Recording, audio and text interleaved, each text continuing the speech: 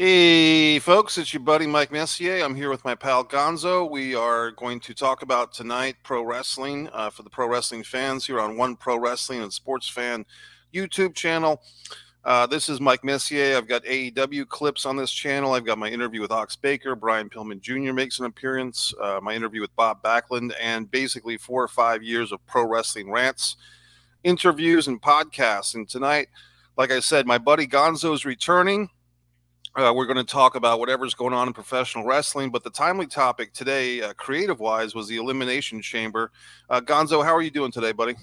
I'm doing great, man. I'm doing great. I actually have the Elimination Chamber playing in the background right now. But I saw the highlights. I watched some of it, and it was pretty good. Pretty good. Yeah, I think probably the word that I would use to describe this show is serviceable. And basically, this show is the halfway point between the Royal Rumble and WrestleMania as far as the WWE schedule goes.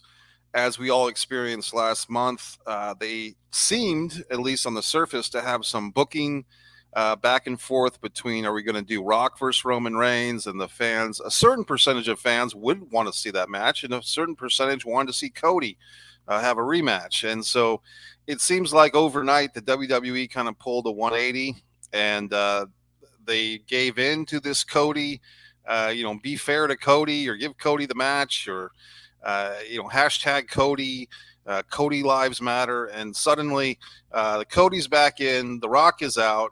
And even at that press conference they had, did you happen to watch that 2 hour, Yeah. public? I watched everything that needed to be seen. I didn't watch it when it was on, but I saw everything that was important, I guess. But yeah, I saw it. Yeah, and it was a good presentation, and probably the biggest compliment to them once again is that I heard that they were charging fans upwards of $2,000 to attend that thing. What? Yeah, apparently it included a meet and greet with Cody himself. So, oh God.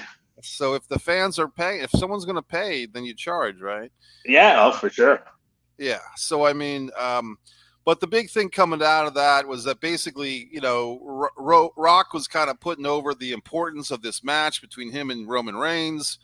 And then Cody comes out and really goes against everything he had done the week earlier on SmackDown. And suddenly he is going to wrestle Roman Reigns at WrestleMania. And I think it was Meltzer or somebody was reporting that in the audience of that press conference, there were fans that were holding signs, we want Cody, and Cody's great, and Cody versus Roman. And it was Meltzer. According to Meltzer, all those signs had the same handwriting. Well, it's funny because I think I don't know if it was the Raw or the SmackDown after that press conference, and everybody in the crowd at that show had signs. And they actually had like 3 different signs, but it was 3 different ones that all had the same handwriting amongst themselves. You know what I mean? It was like clearly they fucking handed them out. It was so obvious. And which is kind of weird to me because, it seemed like, okay, Rock and Roman, and then not everybody, but a lot of people start crying about it, whatever. And it seemed like they just flipped right, like so quickly, and just leaned right into like the Cody thing. And it's kind of weird to like try to figure out what actually happened there. You know what I mean? Like, some people think that this was all the plan. What's happened so far has been the plan. I've heard people say that, and I'm like, maybe, I don't know. I don't know, but it was just weird to see them flip like that, because it looked like it's going to be The Rock and Roman, and if they did flip like that, either way, I feel like what they did at the press conference was good. You know what I mean? Like, I enjoyed it. It felt more like a UFC press conference in a way, like in some ways, not totally, but in some ways. And I think that's probably what they're trying to do. You know what I mean? Now that they're in the same company together, basically, they're going to be pulling things from each other that are going to help work for the other side. You know what I mean? And that felt more UFC press conference like, and I thought it was cool. I liked it. It was better than a lot of the shows. Let's put it that way. Yeah, it was different. It was unique. And yeah. Didn't they have that UFC guy come out and challenge McGregor on Raw? Didn't that happen a couple of days ago too? Yeah, it did. It did. So these two companies, as a matter of fact, while we're talking tonight, there is a UFC fight night thing going on in Mexico, and Yep. I've got to think that this morning the WWE is doing a big show out of Australia, the UFC is doing a big show out of Mexico. Obviously, those two shows were probably booked well in advance of the merger or shortly before the merger, anyway. But I don't think in years to come, Gonzo, if the WWE is going to go all the way to Australia, most likely the UFC will be there the night before, the night after. And, that's just smart business. If you're going to have two major combat sports who are owned by the same parent company, why not, double dip in some of these bigger markets? It doesn't mean to say that the WWE would do the exact same venue in a major market like Australia or Mexico or Las Vegas, but they could do another arena. They could do so many things. But just sticking with the WWE for now, and the in-ring action, I watched this show on tape delay. I kind of forgot about it, and then I woke up and I was a good boy. I did not check the internet. I did not get spoiled, except I did see one little meme on Facebook that somebody had said something about Nia Jax being stiff and difficult, and I was wondering if she had hurt her opponent Rhea Ripley. And I don't think she did, although Rhea, we'll get to that match in a little bit, but Rhea did seem to be either a little bit hurt in her match, legitimately, or just selling that she was hurt as part of the storyline of the match. But let's go by this thing one match at a time. Another interesting thing, Gonzo, is there wasn't a whole lot of matches on this show. No. I'm counting a grand total, including five matches, including the preview match. Here's an interesting stat and fact, and this, I don't know if this is a record or not, but of the five matches, guess what three of them have in common, Gonzo? Of the five matches, maybe the same time. No, I was going to say the same time, but yeah, I'm not sure. I have no idea.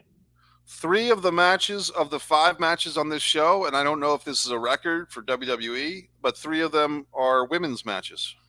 Oh, actually, okay. That's so obvious. I should have thought of that. Well, yeah. But with the exception of, well, it was called Evolution, I believe, 3 or 4 years ago. But has the WWE ever had, like, not to say a normal pay-per-view, but just a regular pay-per-view that's not strictly female? Have they ever had a pay-per-view which had male wrestlers and female wrestlers where more than half the card, in this case 60% of the card, 3 matches to 2, is female competitors? I don't know the answer to that.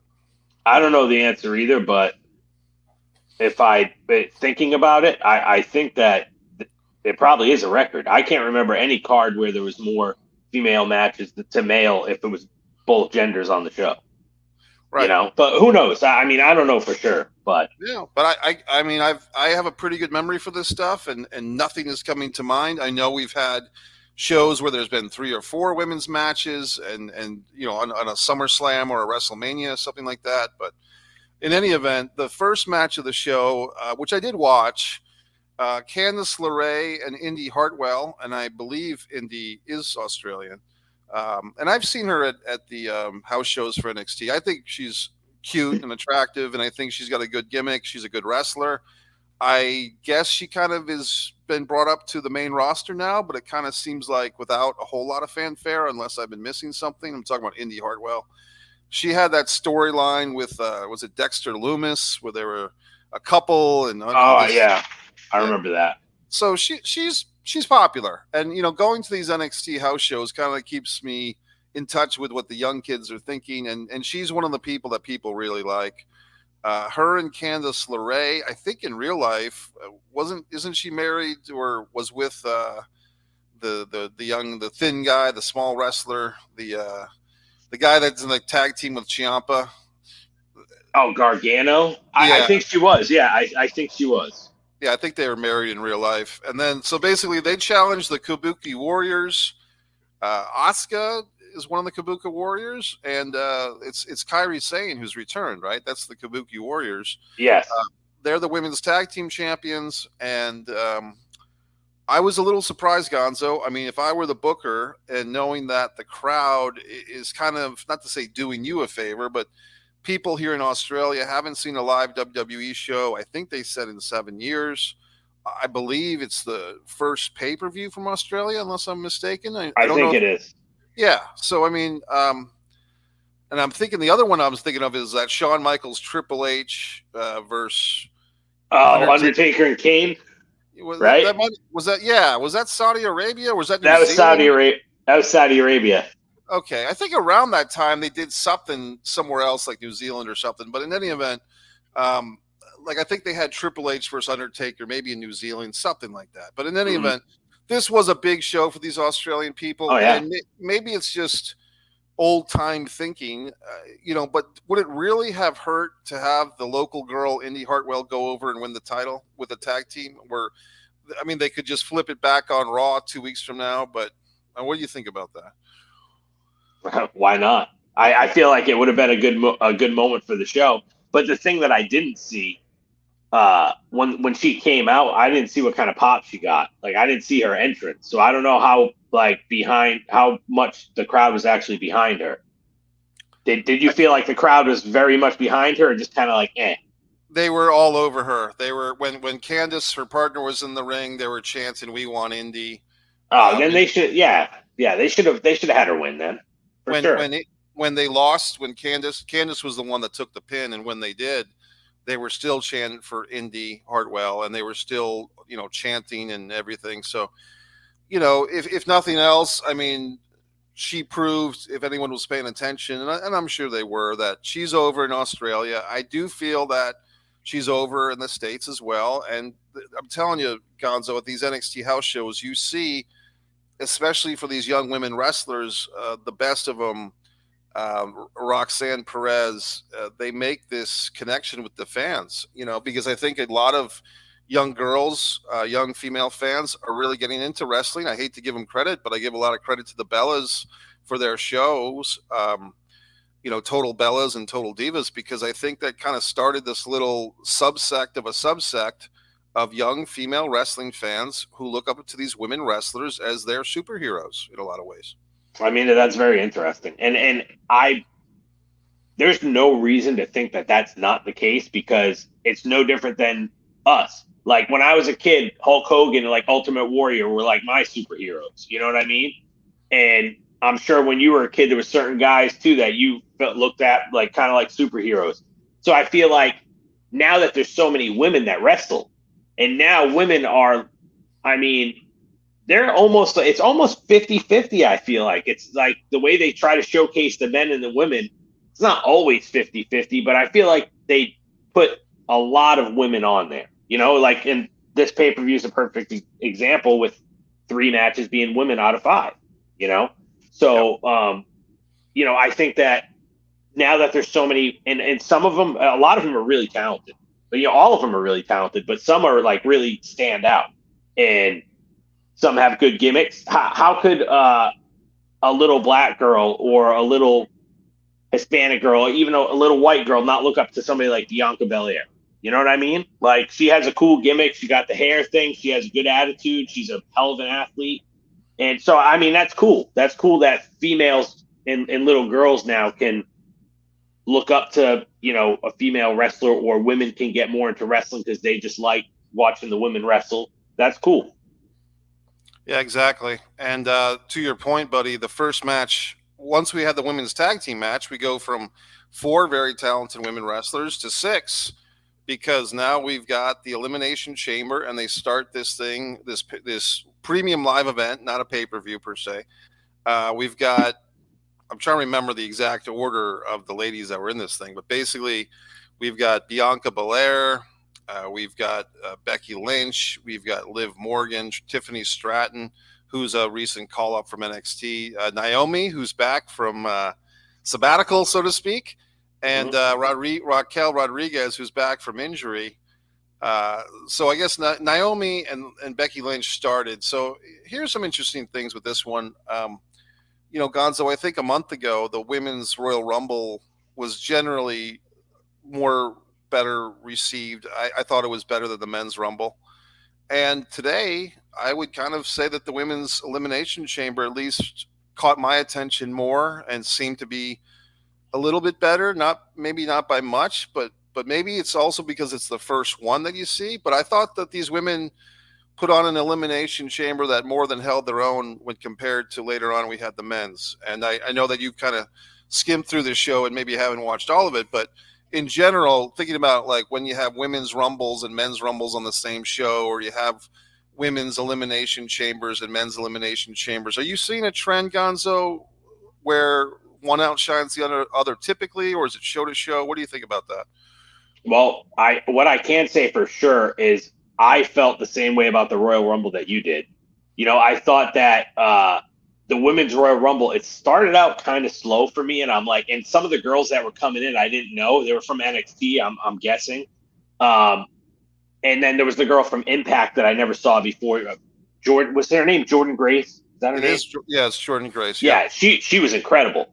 Yeah. But so I felt like that started out, steady, maybe a little bit slow, but then like once they got to like 12 to 15 girls in, I felt like that thing just picked up, and it was stellar until the end. Like it was really good. What Jade Cargill got a huge pop when she came out. Even my girl was freaking out when Jade Cargill came out because she loves Jade Cargill, and I thought it was really good. But this women's match did seem to be better too on this Elimination Chamber. Maybe, like you said though, maybe only by like a little bit. But right. Other than that, I don't know about like last year. I don't know. I don't remember the Royal Rumble from last year, or any of the. Did they have a women's elimination chamber last year too? They did, right? I think so. I can't. I mean, I think I remember that the Royal Rumble of 2023, the first match on the Premium Live event was Cody winning the men's Rumble. They put the men's Rumble first, which I think was a departure. Mm-hmm. And then 2 hours later they had the women's Rumble, and I believe Rhea Ripley won that by last eliminating Liv Morgan, and that kind of put Rhea on her trip to WrestleMania to face Charlotte. And I'll say this, Gonzo, and this is not an insult to either the men or the women. I think I would like to see, if I was the booker, I'd like to see them separate 2 Rumbles and 2 Elimination Chambers. And if there's a War Games and you have to have a men's War Games and a women's War Games, I'd like to see either one of 2 things, buddy. I'd like to see those matches separated on different nights or different cards, have one on SmackDown on Raw and then one on the pay-per-view, or break up the pay-per-view or something, or switch years. Because I think when you have 2 Royal Rumbles on the same show, even though they're different participants, I think what happens is instead of just enjoying them both, the natural reaction from me, you, and everybody else is to compare them head to head. So rather than just saying, oh man, that Rumble was awesome, that thing where the guy clotheslined the other guy, or that lady lasted 47 minutes and she didn't win, but she was really awesome. Instead of having that type of reaction, our natural thing is, instead of just enjoying the pizza, we compare the pizza to the other pizza. But if you only had one pizza, it would be the best pizza you had all day, right? But if you had if you had 2 pizzas, now you're comparing them. And I just think human nature is like that. And with WrestleMania, you have kind of that built-in solution because you have 2 nights. I don't think you necessarily need to make Survivor Series, SummerSlam, Royal Rumbles, and Elimination Chambers. They don't have to be 2 nights across the board. Mm-hmm.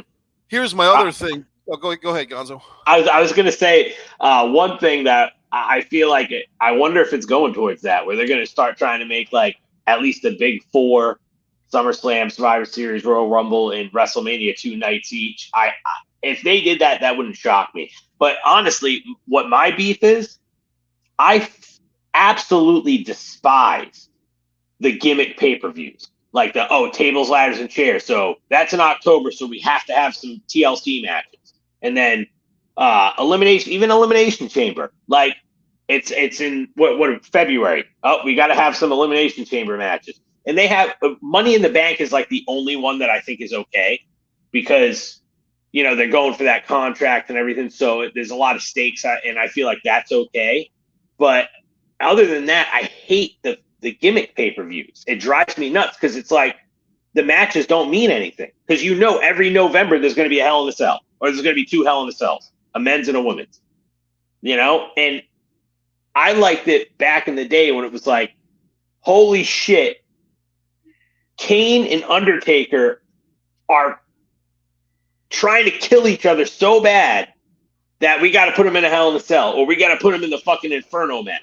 Like, it was better when the stories and the angles built up to having that kind of match, because then the match meant more. Now it's like I feel like it takes the shine off of it. Like those matches don't mean shit anymore. Well, I'll give you, buddy, if you think about it, this goes way, way back, this problem that you're discussing. Cornette had a term for this. It's like you used to have a match that demanded a stadium event. Now you have a stadium event that demands a match. For instance, when Kerry Von Erich challenged Ric Flair going back in 1984, they booked the Cowboys Stadium, I think it's called Texas Stadium at the time, because they figured, hey, we're going to get a huge crowd because people want to see Kerry beat Flair in honor of his brother. Well, flash forward a year later, and they're kind of like, well, shit, we did it last year. We got to do it again this year. And so now it's like, well, do we just put Kerry back in there for a rematch? And the decision was, well, let's put Kevin in this time. And I think they had 5 or 6 or 7 less thousand people the second time in 85. And by the time they got to 86, that number was down to 21,000. And in a different way, the WWE doesn't have quite that problem because they have so much marketing and infrastructure going their way. But I'm going to go back to WCW, buddy. WCW, they had this Horseman, Dusty, Road Warriors, Nikita Koloff, Paul Ellering, J.J. Dillon feud going on for 2 or 3 years. 85, 86, summer of 87 comes, and we're going to have the War Games. Now, back then, that was, an arena show in the Omni, and then I think at the end of the month, they had a second one in Florida, and those came out on VHS, going way back when, right? But to your point, it was this thing had built up for 2 or 3 years, this mega feud with all these top guys, the Road Warriors, Dusty, Nikita, and the Horsemen. Now, once they established War Games, once WCW became a pay-per-view company following in the footsteps of the WWF, WCW got in that same trap, buddy. And within 3 or 4 years, you had something called Fall Brawl, the War Games. And you had, some were decent. I mean, like the first couple, I think in 91, they had one in I want to say March, which was like.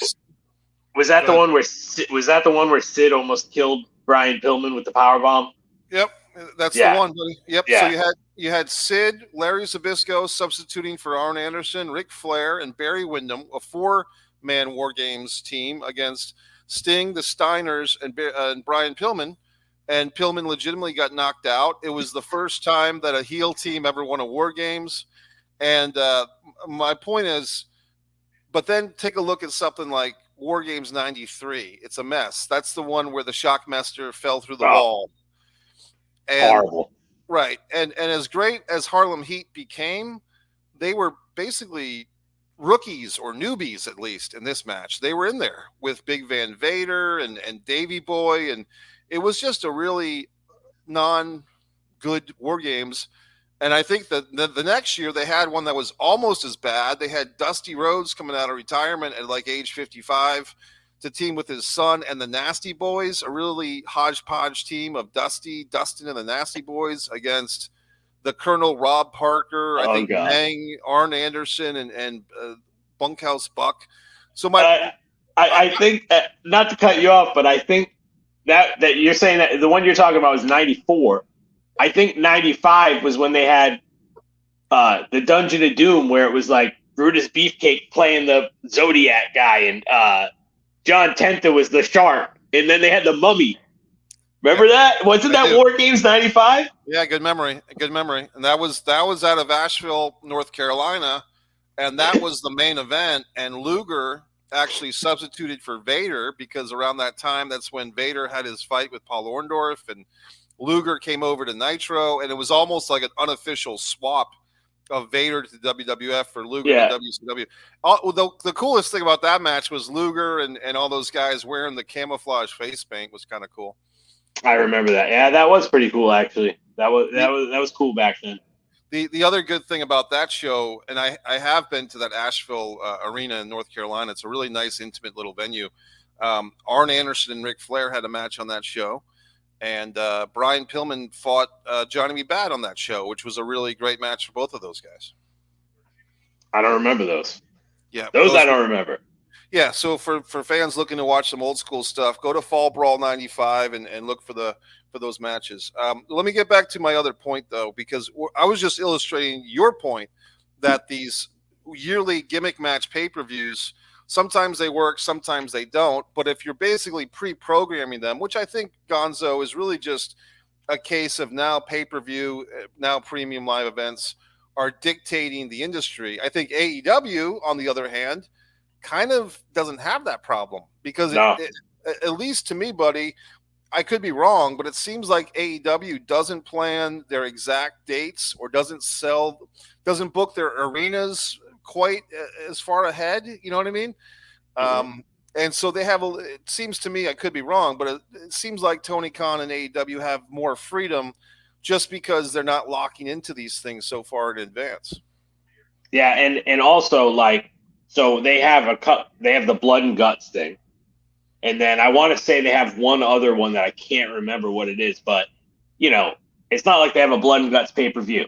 Eventually they'll just be like, oh, on June 21st, Dynamite's going to be blood and guts. You know what I mean? So it's like, that's okay. I mean, AEW is a whole different thing. I'm not, I don't want to go down that rabbit hole, but at least you're right. They don't have the same issue that WWE has with the yearly gimmick pay-per-views every month, every year.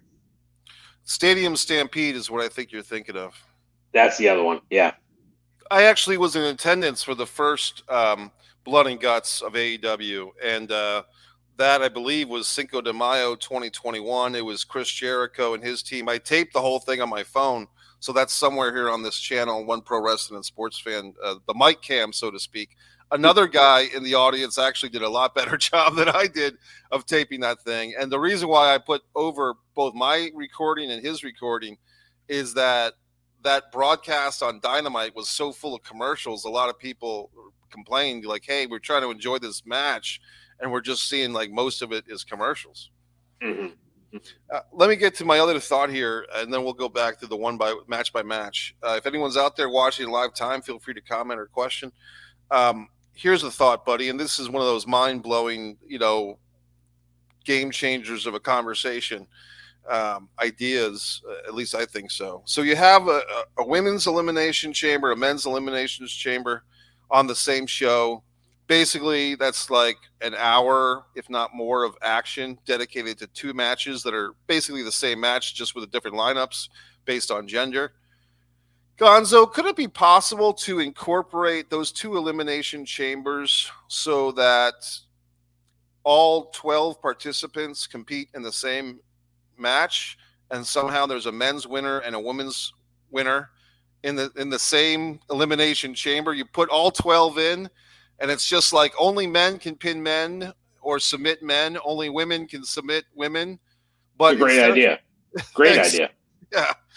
So that's the way that my mind thinks. And then could we do a 60-person Royal Rumble where a man comes out then a woman comes out, then a man comes out, and two rings? I think at 2 rings you might be able to do it.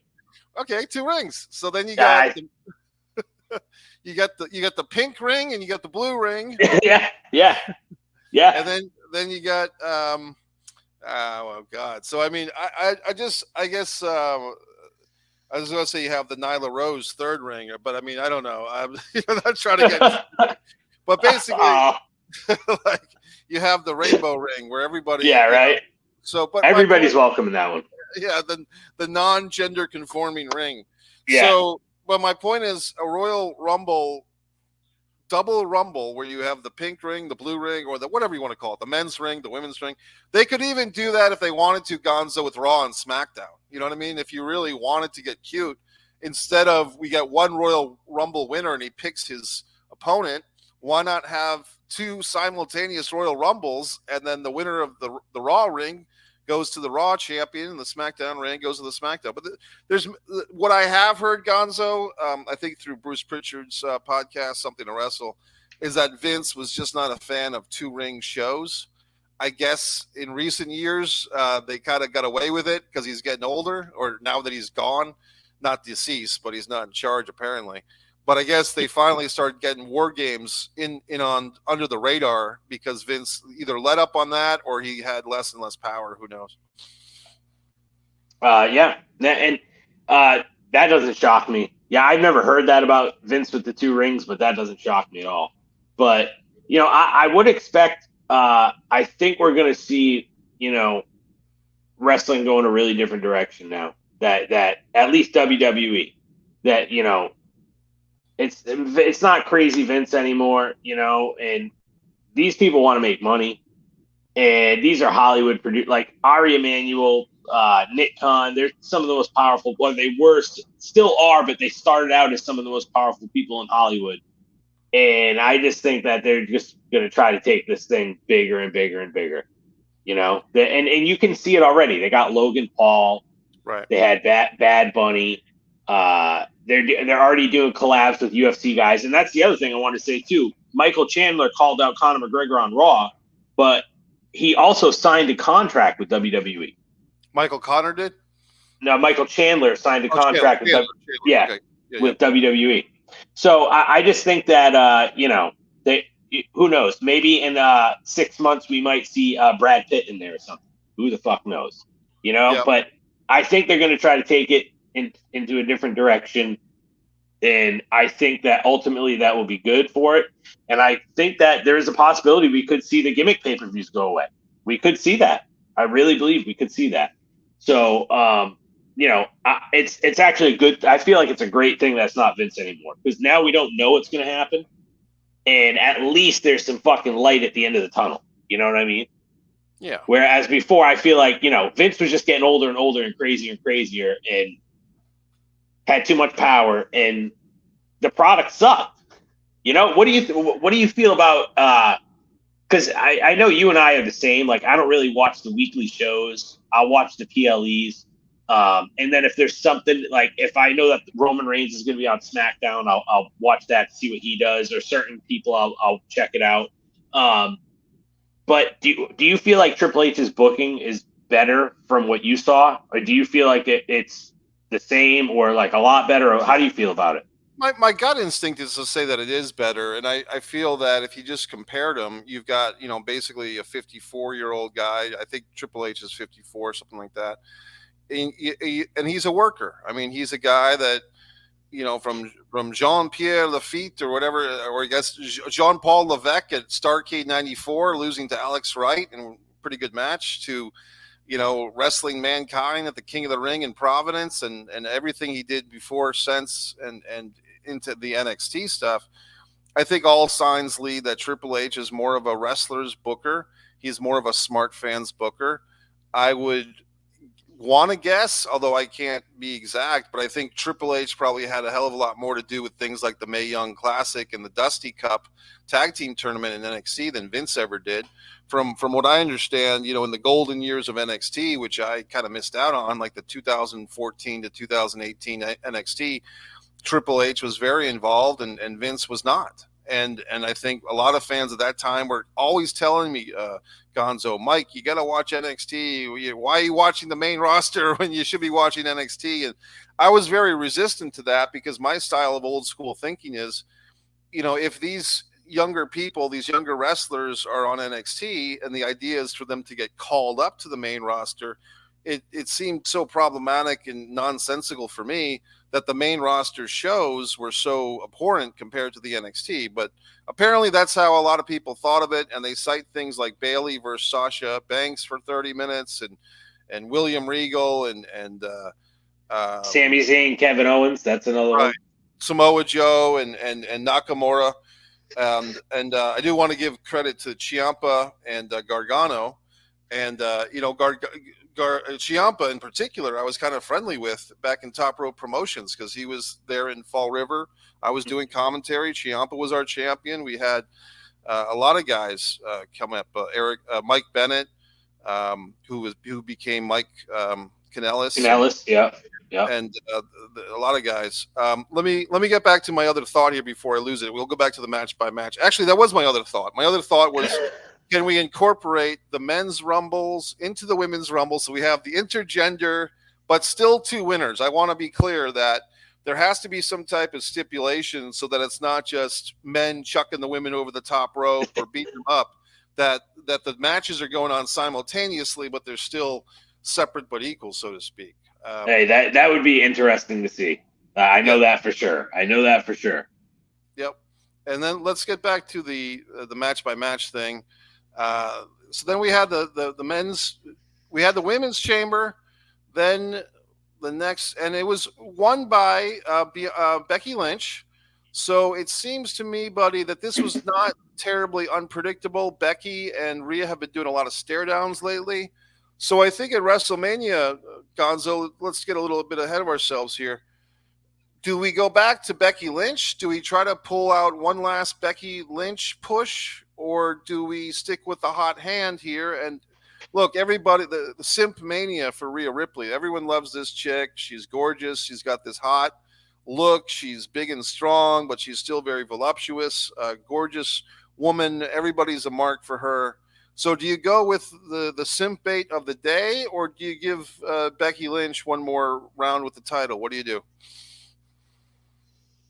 I really feel like it all depends on what they do for the next 2 months or a month and a half or whatever it is until WrestleMania, because it's like if they, I think either thing could work. Like, let's just say that. I think either thing could work. Rhea Ripley's been the champion for a year. You know what I'm saying? So it's not like she was the champion for 3 months and you're going to take it off her. She's been the champion for a year. So I think either thing could work. And I feel like it depends on how they book it and what they want to do. But if the crowd really gets behind Becky, if they can really get her, who knows, maybe her and Rhea Ripley get into a brawl and she bust her face open again, and then all of a sudden we're back in 2019 or whatever when she became the man or whatever. So, I think either thing could work. If the fans really got behind Becky, like hardcore, if they booked it that way, then why not put it on her? But also Rhea Ripley, it couldn't hurt for her to keep the belt either, because she hasn't. That's the thing with her, is like I feel like she hasn't cooled down. Like she won it a year ago, and she's like just getting hotter and hotter throughout the and it's almost a year later, so. Either thing could work. It might be fucking foolish to take it off of her. It might even be foolish to take it off of her. It's tough to say, I think.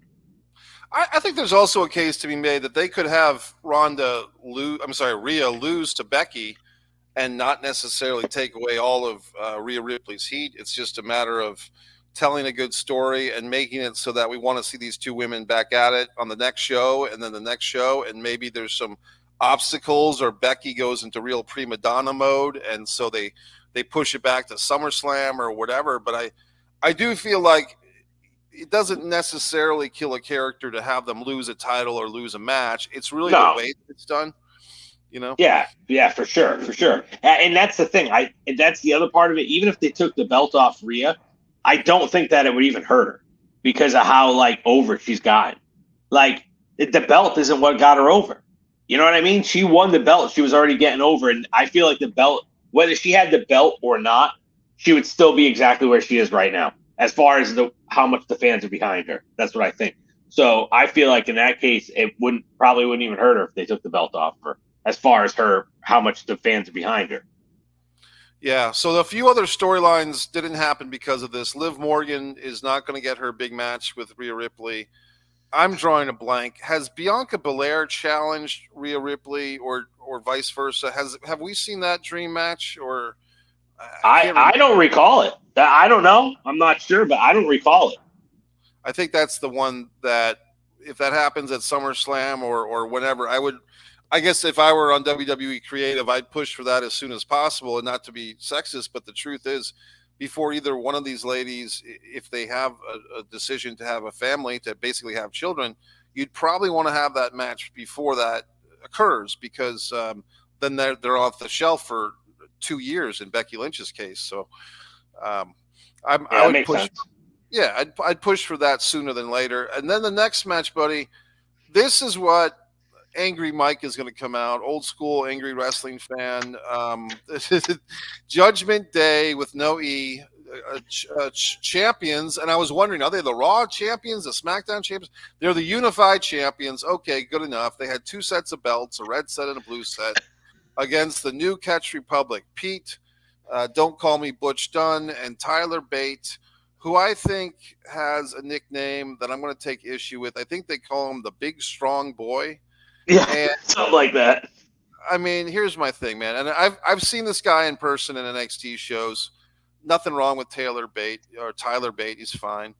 But is that a reflection of his generation that Tyler Bate is look, I'll say he's strong. I'll say he's a boy. I won't say that he's big. You know, in this generation of millennial fucks, I mean, maybe he's big or post generation. I don't know. But he's not big. I mean, that's like saying the Young Bucks are physically intimidating. I mean, like he's not big. No, he's not big. And I don't know if they're making fun of him or being. Or I don't know because it's hard to say. But the Damian, he wasn't the problem for me in this match. The problem was Damian Priest. I think is a lousy worker. I think he's got a kind of a cool look. But he reminds me, he's the WWE's answer to Luchasaurus. He's just not good at wrestling. And there's a moment in this thing that I actually videotape with my phone, and I can send you the link later, Gonzo. But basically, somebody's like, I think it's somebody's ducking. It might have been Tyler, and Damian runs into the turn post, and he does one of those gimmicks where you're supposed to jump, like you're supposed to act like your head hit the turn post.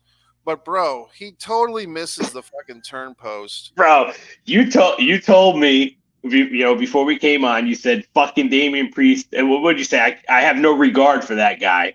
Yeah. And I'm thinking to myself, I'm like, I like Damian Priest is one of the guys that I've liked, you know, and I'm like, I wonder what he doesn't like about him or didn't like about the match. So when I put it on, I saw that fucking part that you're describing. And I was like, oh, that might be one of the things right there, because that was weak. That his head was this far away from the fucking turnbuckle. It was weak.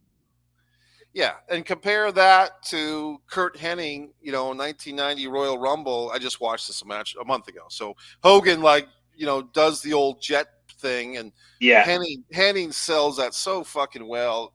He was a master at that. Hennig was a master at that. Yeah. That to him was Bret Hart getting thrown into the turnbuckles, right, in the corner. Yeah, exactly. Yeah. So Damian, look, man, and it's almost like, you know, and maybe that's a good thing. He's basically been forgotten as Senior Money in the Bank, or, you know, Dinero in El Banco. I mean, people are just totally forgetting that he's walking around because they've kind of buried him in this tag team championship thing. The Judgment Day to me is kind of all over the place. And granted, I'm not a weekly watcher of Raw or SmackDown, but it's like the men are heels, but Rhea is the number one baby face in the company. Yeah, so. yeah. It's definitely really, it's gotten a little flaky, the whole thing, I would say, for sure. It's very odd. Yeah. And, you know, what's the other guy, Finn Balor, who 10 years ago was such an indie darling, you know, in Japan and everything. I remember my friend Moro Canepa in Rhode Island telling me how great this Finn Balor was, Prince Nevian or whatever the fuck. And he's, to me, he's just so mid at this point. Like, he's just another guy. I will say he fucking killed that. Was that Big Tyler Bates that he hit with that finisher? He fucking killed him with that thing. I've never seen him do that move and not fall backwards. You know what I mean? Because it takes like all the weight off of it. He fucking landed on the guy and fell forward. And I'm just like, oh my God. Like, he came down like right on him. That was crazy. I'm going to watch that again, buddy, because I'm still getting over fucking how bad Damian Priest is. I thought you were going to say too, because there was a spot where he did like a double choke slam in the corner. Right. And I thought that maybe you were going to say that you fucking hated that too. There was some other stuff in this match. I just feel, to me, I do like the fact that he gives tribute to the Razor's Edge and Razor Ramon. but I just feel like, and I didn't like the fact that Damian Priest lost to the Bad Bunny or the Big Bunny or Bugs Bunny. I feel like this guy, Damian Priest, is like a big guy who watches wrestling and says, I can do that. And the next thing you know, he's a wrestler, but he doesn't have a particular tendency to do it well. And I feel like he'd be really good as a bouncer in a Miami nightclub or like in real life. Like there is a spot for a guy with that look in this world. And I think in wrestling, kind of like a big boss man to the Midnight Express, let him be the heater who comes in and does one or two moves. Maybe you put him in there for a battle royal or something. I just don't. I think he's also a weird size because Damian's not a giant, but he's definitely not a regular size guy either. He's kind of like Razor Ramon, like 6'6", 6'7". He's bigger than Triple H. So he's not a giant enough to wrestle like a giant, right? And he's not small enough to really be smooth as silk as a regular size guy either. So he's kind of caught between, XL and double XL. Like he's a size and a half or something. What would you say about Gunther or whatever? I kind of feel like he's in that. I'm not saying they work the same. Right. You know what I'm saying? I'm not saying that, but I'm saying size-wise, I feel like he's kind of in that category too, where he's not a giant, but he's definitely a lot bigger than the average wrestler, and he can't really wrestle like a giant either. I think the difference is Gunther's just more naturally skilled at wrestling. That's all. I would agree with that. I would agree with that. And look, I mean, and that's one thing that I would even criticize myself, buddy, because it's like, what does naturally skilled at wrestling mean? Like, how can you be skilled at something that is whatever you want it to be? And, with it's predetermined and all this stuff that we know. And it's aesthetics. Really, it's aesthetic stuff. That's all it is. Yeah. I mean, when people say who's the best technical wrestler, now I'm like, what does that even mean? Because you can say that Dean Malenko is a technical wrestler, but where is this book of technical pro wrestling moves? It doesn't exist. You know what I mean? I look at it like, because there's looking at them, as a whole with, all the character, the promos, the wrestling, all of it together as a whole, or there's just looking at them, how they wrestle in the ring. That's kind of how I look at it, either just in the ring or everything all together, and yeah, technical wrestler. I don't really know what that necessarily means. We've got about 11 minutes left, buddy, just so you know. Our next match, and we're getting the match, like I said, 5 matches, including the pre-show match. Bobby Lashley versus Drew McIntyre versus Kevin Owens versus LA Light versus Logan Paul versus Randy Orton, WWE World Heavyweight Championship #1 Contenders Elimination Chamber match. As I was reading that, buddy, I had a flashback to the first couple of Elimination Chamber matches. It's interesting. This thing is over 20 years old. But those first 2 I thought were really great. Do you recall those Shawn Michaels and the Goldbergs? Yep. How do you feel, just before we get into this one, how would you compare those early Elimination Chambers to the ones we see these days? I feel like those other ones were just a lot more vicious. You know what I mean? Those looked, like these guys were really fucking laying it in on each other, but pretty much on everything. And the actual structure was way more brutal. There was no padding or anything. I remember like they were getting thrown over the top rope and landing on that platform thing. And I'm like, damn, dude, like that's solid steel, like that they're landing on. So I feel like they were more brutal, and you just had more larger than life guys back then. I feel like in there, Goldberg, Shawn Michaels, Triple H, like all these, huge fucking stars that are still stars today. You know what I mean? And now I feel like it's they've softened it up a little bit because there's like some padding in there, and they changed just the way it's built and everything. It looks a lot different than it used to.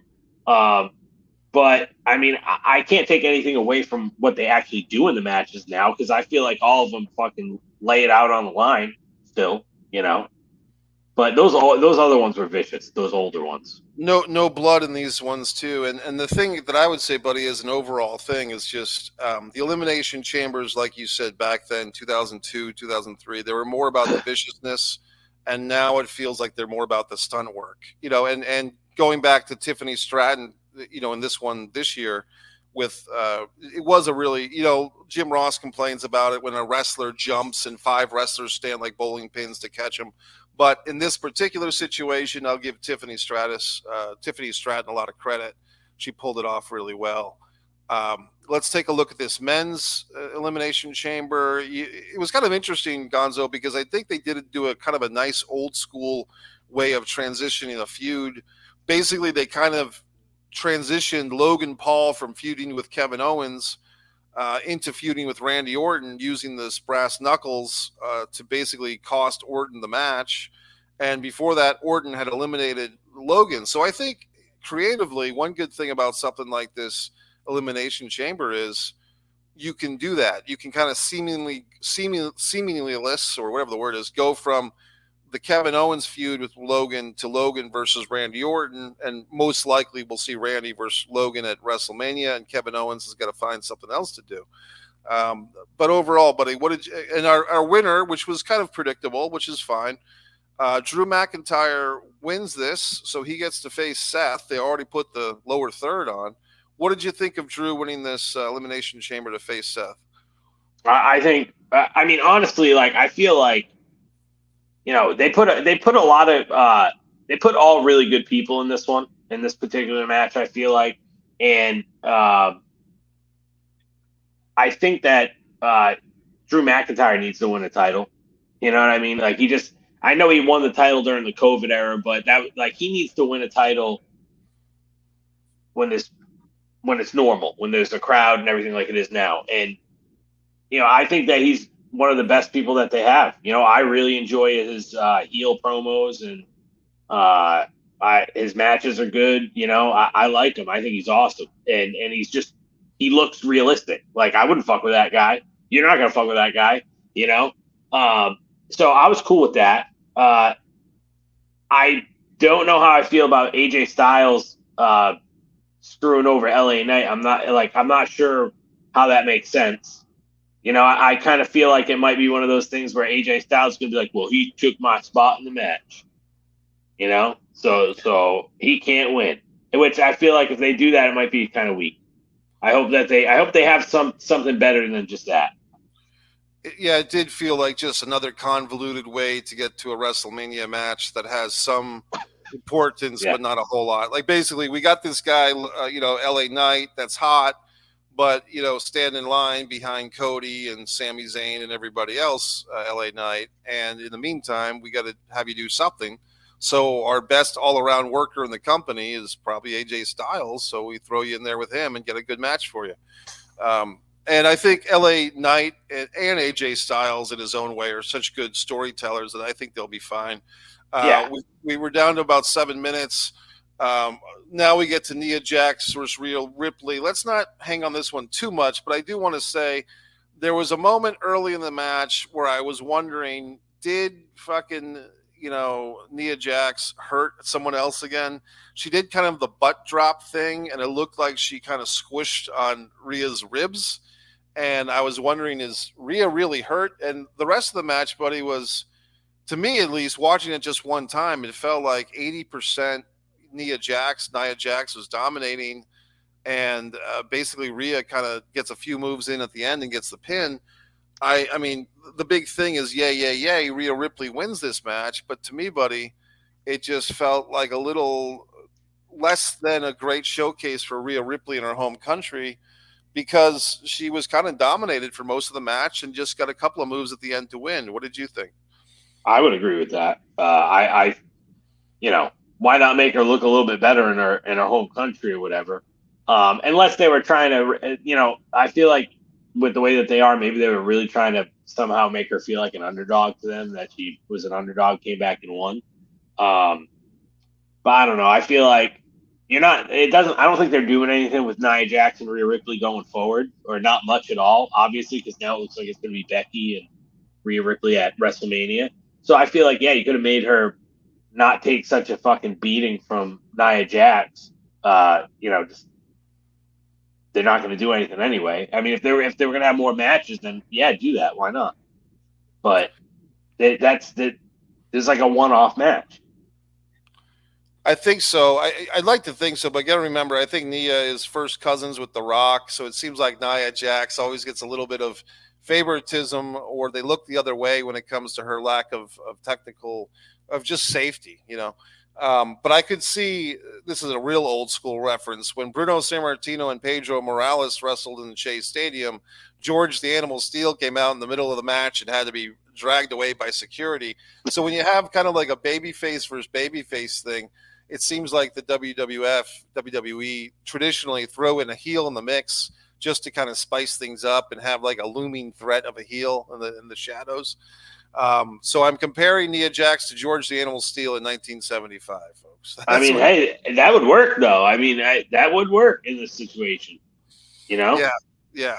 And funny, buddy, we're running out of time. We only got like 3 minutes left. But the thing that I really wanted to get to, which I will now, but I wish we'll maybe have to say this for the next time, is I feel like the guy that's kind of being phased out of WrestleMania that I thought was going to be the big fucking deal this year at WrestleMania 40 in Philadelphia. And to answer your question, why did they switch gears, or did they switch gears?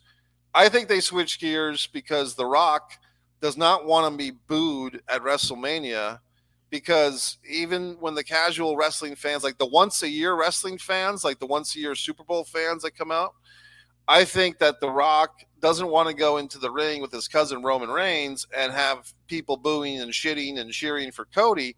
And The Rock has to explain to his international film partners why he's the number one box office guy in the world, but people are booing him out of Philadelphia in his home country. And I feel that The Rock said, you know what, the hell with it. If they don't want me, if this amount of fans, you know, whether it's 80%, 90%, or 50%, if this percentage of the fans are going to shit on me versus my cousin Roman Reigns, I don't need you guys. I don't need to wrestle. I can still be on the board. I can still take a big paycheck and get all my copyrights back.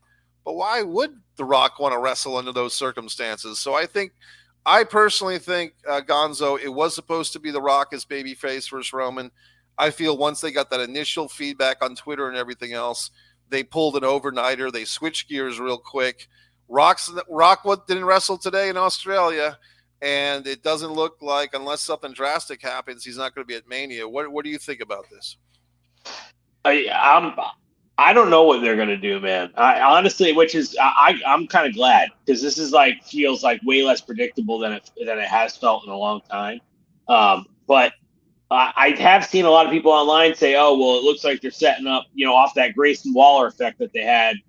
They're trying to set up Cody and Seth versus Rock and Roman night one of WrestleMania.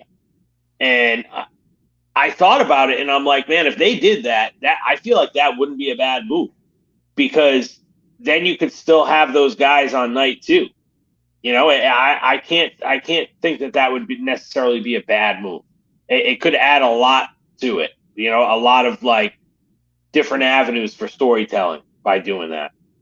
And then also, if let's say Cody and Roman are both beat up from the match the night before, that adds so much more to the second match, the night two match, because now you can just play off of that, and there's so many different ways that you can play that because they're both beat up. So I mean, if they do something like that, I'm totally cool with it. But I don't know. That's the thing. I don't know. Yeah, and it would be interesting, because it's just so it's interesting how things change. Back in the day, Ric Flair is literally wrestling 8 times a week. 55 minutes versus Nikita Koloff in Baltimore, and then hops on a plane to Philadelphia to do the same thing with Nikita at night. I mean, those are real stories, folks. Flair and Steamboat wrestled, twice in a day in the Capitol Center in Baltimore, I think. And so it's just what the wrestlers did in the 80s and the 70s and the 90s. These guys, Roman Reigns wrestling 10 times a year, whatever it is, would he be up for doing 2 matches back to back? He's physically capable. I'd like to see him do it. Hey, buddy, we got to wrap things up. I'm going to give you, go ahead and say anything you want in the next 25, 30 seconds. Just follow me on Twitter, Gonzo at Gonzo Shark 1, and follow me on Instagram at the Gonzo Shark.